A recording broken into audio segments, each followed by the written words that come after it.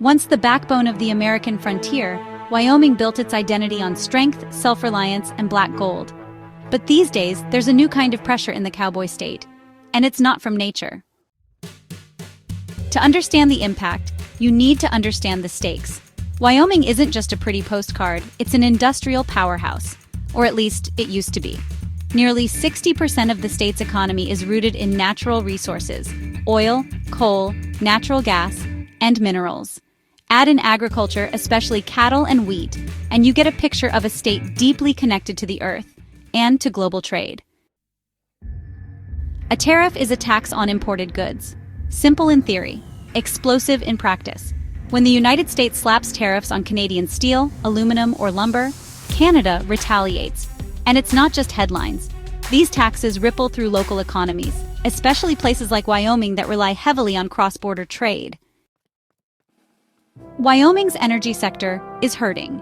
Canadian crude is selling at lower prices, making it harder for local producers to compete. The United States tariffs were meant to protect American energy, but Canadian producers just undercut prices globally, creating a surplus. With Canadian oil flowing in cheaper and cleaner, some of it from Alberta's highly efficient sands, Wyoming rigs are going idle. We ain't just competing with Texas anymore. We're losing contracts to Alberta, and fast. Tariffs don't just hit exports, they hit imports too. Farmers rely on Canadian fertilizer, machinery parts, and even feed. So when counter-tariffs raise those prices by 10 to 25%, the squeeze gets tighter. And when Wyoming ranchers try to sell beef or grain to Canadian buyers, the tariffs bounce right back. Sales fall, profits shrink, and operations downsize. Let's talk jobs. In small towns across the state, Rock Springs, Gillette, Casper, the trade war is gutting middle-class employment. It's not just the paycheck, it's the pride.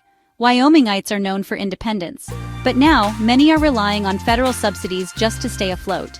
We don't want handouts, we want fair trade. In Cheyenne, lawmakers cheer the tariffs. They call it economic justice. But behind closed doors, concern is growing. Because when retaliation hits, it hits states like Wyoming hardest, the very places the tariffs were meant to protect. So, who's really winning this trade war? And more importantly, how long can Wyoming afford to keep fighting? The state is at a crossroads. Keep leaning on old industries and face deeper isolation, or reinvent and diversify. Some towns are investing in wind energy, tourism, and tech. But change is slow. And every day the trade war drags on, more families pack up and leave. Wyoming's story isn't just about Wyoming. It's about how even well-meaning economic strategies can backfire, and how trade wars can hurt the very people they claim to defend. And this is just one state. What about the others where the fallout is even worse? Stick around. Next up, West Virginia, where coal meets collapse.